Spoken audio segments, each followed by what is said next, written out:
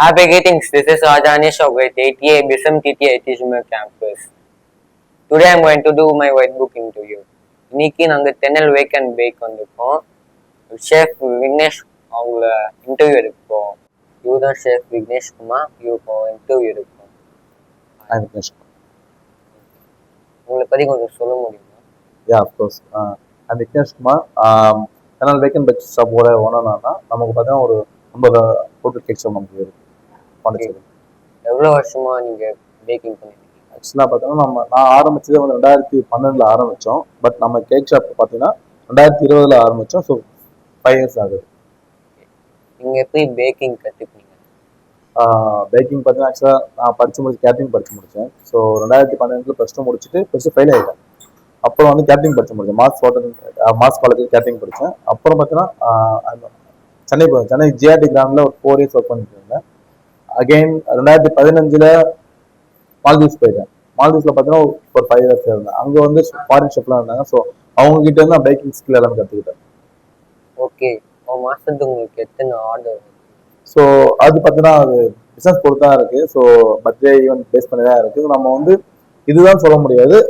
ஆவரேஜாக பார்த்தீங்கன்னா நம்ம 9 ஷாப் இருக்குது. மாதம் பார்த்தீங்கன்னா ஆல்மோஸ்ட் நமக்கு ஒரு 5 டன் கேக் செலவு நம்ம கிட்ட 5 டன் கேக் செலவு.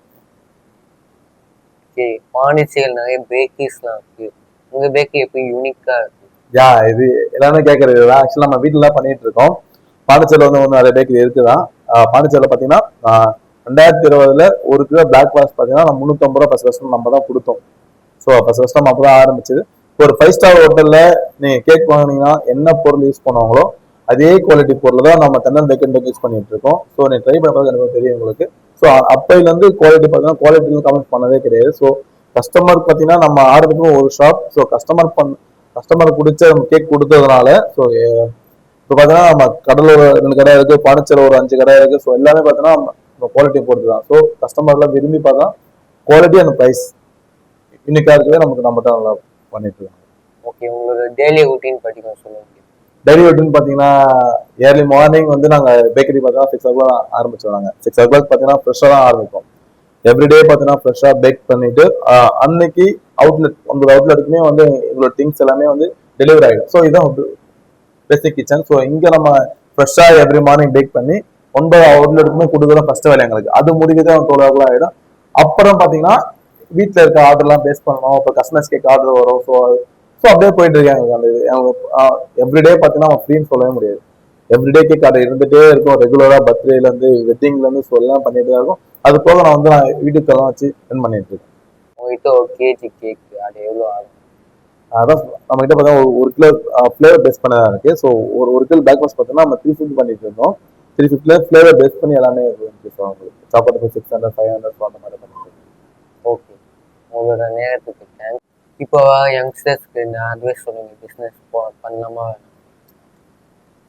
இப்போ இருக்க யங்ஸ்டர்லாம் பார்த்தீங்கன்னா எல்லாம் நல்லா படிங்க.